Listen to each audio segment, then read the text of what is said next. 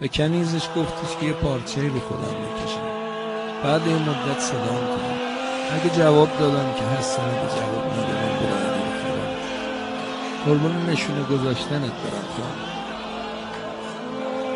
اینه به معنای اینه که مگه من مرده باشم جواب کسی رو ندم، وگرنه من که جواب میدم.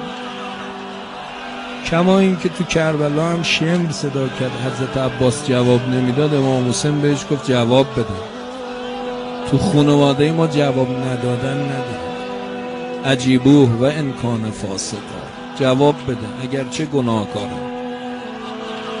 به نظرم ابوالفضل بعد از اون هر گناهکاری صداش کرد جواب داد، چون امام حسین بهش گفت هر گناهکاری صدات کرد جواب بده. بعد یه مدت کنیزش صدا کرد یا فاطمه الزهرا، دید دیگه جواب نمیده، اومد خودش انداخت رو فاطمه زهرا. همین که داشت گریه میکرد حسن و حسین اومدن تو. خب اینا میدیدن مادر 3 ماه نمیخوابه، چرا الان خوابیده؟ پس گفت این ساعت نمیخوابید مادر ما. کنیزشون تو این خانواده صداقت همیشه هست، نپیچون حرفه. گفت ماتت امکم، مادرتون از دنیا رفته.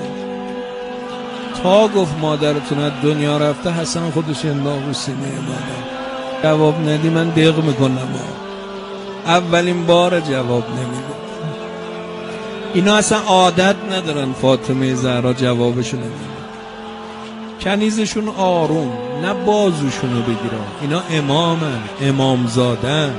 اصلا با یه نوازشی حسنم بلند شو، از رو بدن مادرت بلند شو، جای مادرت خوبه، حال مادرت خوبه. انقدر با این دوتا حرف زد که خودشون از رو بدن مادر بلند شد.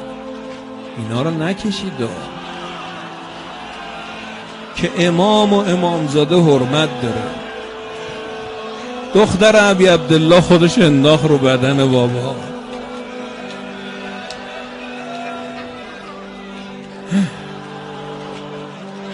یه تیکه متن مقتل و من رفتم.